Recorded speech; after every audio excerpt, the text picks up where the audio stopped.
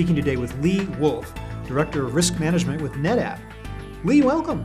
Thank you. Thanks for being with us. Tell me a little bit about what were some of the big challenges that you faced or the pain points that you faced that kind of made you aware of the need for a more concerted effort or renewed effort towards supply chain risk management. When I came over to NetApp 3 to 4 years ago, first thing I went and looked around was what are we measuring today? What are we looking for when we think about risk in the supply chain? Because it wasn't a common term, at least the culture internally at NetApp. And there was minimal elements that they were looking at with regards to risk. And that was, as an example, what's the end of life of a component, or is something sole source or single source or multi-source? And that kind of caught my eye, because the first thing that I thought of was, well, what if a supplier goes bankrupt? What if they are sole source or single source, but they're widely available in all of distribution? People are measuring risk in a different way, looking at one or two elements that are in there. So we decided that we needed to invest a little bit more in that, to look at other areas, especially geographic locations of our suppliers, and especially in the financial health of suppliers. Was there any particular event that served as the impetus or the wake-up call for this new level of awareness?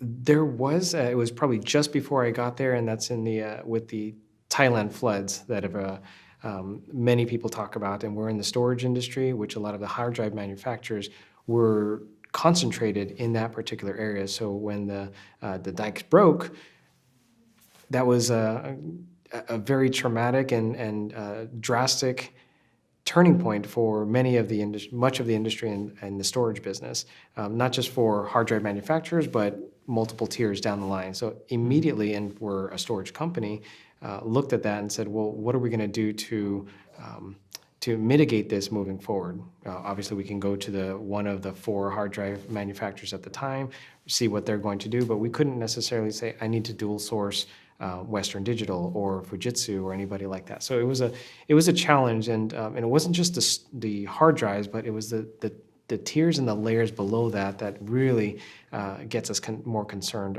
because if you really look at that, there's it's a strong influence on only a couple suppliers.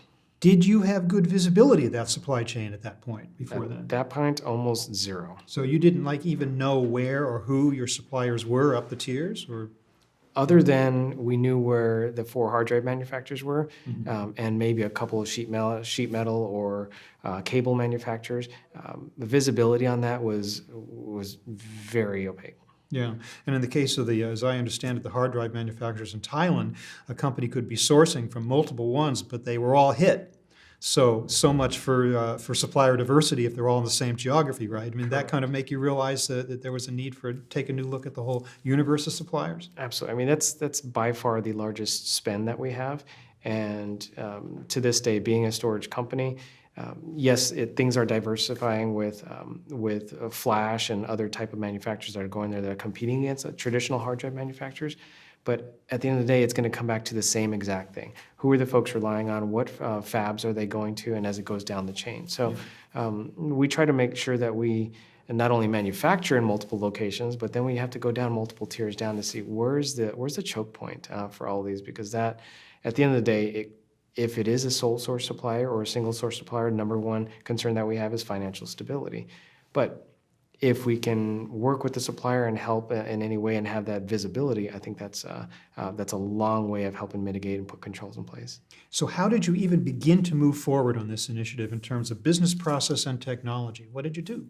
First, we had to go through a long process of what we have internally as internal audit, combined with some external auditors to go in there to see where is it at most risk. And first layer we did is our tier ones, and our tier ones are contract manufacturers or EMS partners. So first we looked at that, where are we building, what are we doing, and what's the level of risk in that area.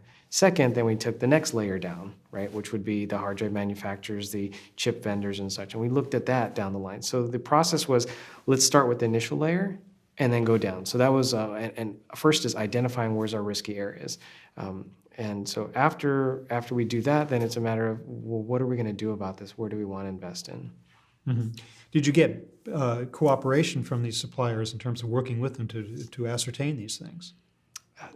cooperation was a challenge because it was new to a lot of them. Companies would say, this is our proprietary information. We're not going to show you our business continuity plan. And, for the most part, hey, we'll put up really thick walls and the rain won't come in. Don't worry about it. So we'll have plans in place. Don't worry. We got you taken care of. Yeah. That wasn't as good. So we just needed to dig down a little bit deeper. What are they going to do? And from a component, from a disaster recovery, and so on. So what were you looking for in terms of a technology solution? What did you need it to do? At the end of the day, it was first identifying what are the elements that we needed, first of all, in the space of, originally we were looking at 1 to 2 different risk elements. We changed that to 16 plus different risk elements to see, especially in financial health. Looking at those, identifying who's at risk from their business continuity, financials, component-wise versus suppliers. So we broke those up. But from a technology, it was let's craft it out initially and then look out into the market to see who has a particular solution out there. Extremely challenging when we started this 3 to 4 years ago. Not many vendors that were out there. So we continued to talk to different vendors to try to craft a solution that would fit us in the way we looked at risk. Where are you now in terms of that implementation? Is the system in place or is there more to be done? We have 2 different systems that are in place today. One is quasi a homegrown system, the way we look at risk. The other one is more of an off-the-shelf solution that we look at risk from geography and what-if scenarios, so we can do kind of role-playing of if a tsunami hit in this particular area, how would that affect in terms of financial impact to the company. So you do have contingency plans in place now?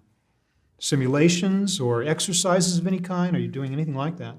I look at this as probably a 3-phased approach that we're at, and we're at the end of our second phase. The first phase was let's identify where we need to improve. What are the things that we need to look at? Second is let's go and implement a tool so that would help us have that visibility. So first is identify, then second for us was assess and have that visibility and monitor how those locations are doing. Then the third one is really it's deciding and acting on with our commodity management team as well as our engineering group of, do we need to dual source this particular product? It's going to cost us X millions of dollars to do it. We should go to this location. It's highest risk. Right now, we just today have that visibility. So it's working with the various cross-functional groups to get buy-in to say, are we going to de-risk this area, or do we tolerate it, or do we do something in between? Yeah. Beyond your own internal efforts and the efforts within your specific supply chain, do you see any value in cooperation within your industry or even across industries in order to develop certain standards in terms of supplier communications and relations and other things like that? I see a huge value in that cross-functional, or I should say collaboration with other industries, not just the high tech, but other areas as well. One is to just, at the very beginning, is what are other people doing that's best practices that I can take from them?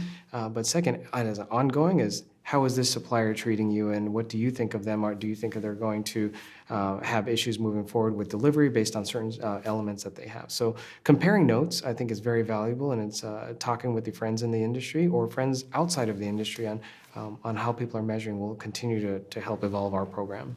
What is your general sense of just the level of maturity in industry at large in terms of just awareness of the need for risk management, number one, and moving forward in order to truly address it, number two?